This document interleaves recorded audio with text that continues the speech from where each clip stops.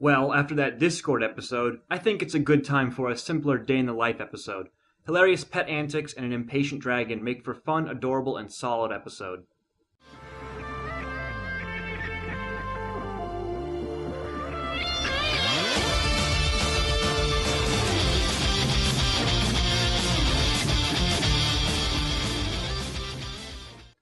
Just for Sidekicks by Powell. We have yet another Spike episode this season, and well, it was honestly a lot of fun. The episode starts with Spike trying to bake a jewel cake, but unfortunately, due to his compulsive addiction to gems, eats all of them before even putting them in the batter. Fluttershy stops by to ask Spike if he can watch Angel while she and the rest of the main six are away prepping for the equestrian games. She's willing to pay Spike for his efforts with a jewel, which gives Spike the idea of pet sitting the other main six's pets to receive further payment to fill his cake's recipe. Spike, however, bites off more than he can chew with the additional 5 animals, and his attempts to keep everything under wraps loses nearly every single gem. He learns his lesson that he was not being responsible and should have paid more attention to the pets instead of his selfish goals of baking the cake, which, after all, was the only reason he seeked to look after the other 5 pets. Following Season 3's previous episodes, this installment kept everything pretty simple. Aside from the mention of the main 6 prepping for the events of a future episode, Just for Sidekicks very much meets the definition of a day in the life episode. And in my opinion, I think that's what made me like this episode a whole bunch. I have noticed that Friendship is Magic seems to be trying to fit a middle ground lately between day in the life episodes and continuing larger story arcs. If I recall, back in Season 1, Lauren and the team wanted the episodes to be all about day in the life storylines. Any continuity being maintained or built upon was mostly aesthetic or briefly mentioned in those episodes, such as the gala. Of course, that was Season 1, which was an establishing season, so there wasn't too much to actually build upon since, well, there's nothing before it. I've noticed, though, that over the course of all the seasons, that Season 3, while being short, mainly contains plots which rely on previously established elements.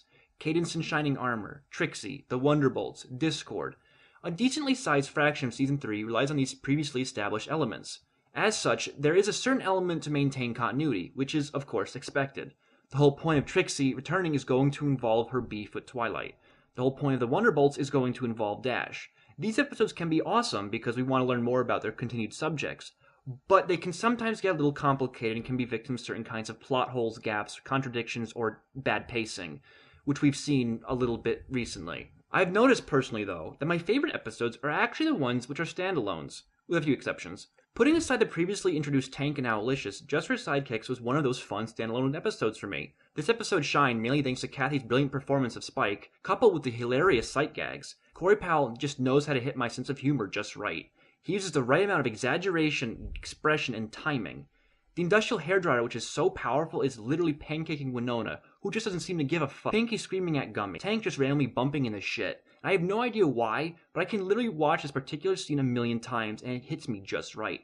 I don't know what it is, if it's the timing of the bark when AJ sits and swishes her own dog, her reaction, or Rarity's apparent disgust of dirty feet. I just have that sense of humor to enjoy things like that. And don't even get me started on the diabetic moments. The best one was probably Dash acting embarrassed to be seen cuddling with Tank. It fits her character spot on and it was just brilliant.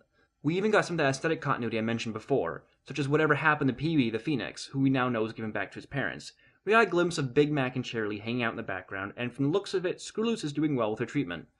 This was simply a fun episode. I think if there's one thing I've learned from this season, it's that for me at least, the standalone Day in the Life episodes are the most enjoyable.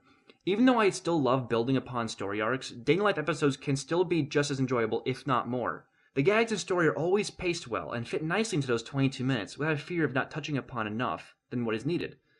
This of course begs a question of what to expect from the last 2 episodes. We shall see what will become of them, including that Alicorn Twilight rumor. I'm afraid to see what goes on with that. I'm honestly not going to freak out about it. I think we're overreacting a little bit. I think it's just going to be... Looking at the synopsis of what we know about the last episode, I don't think it's going to be anything to worry about. But until then, I'm Wheels, and thanks for watching. Oh sure, now you can cook without making a mess.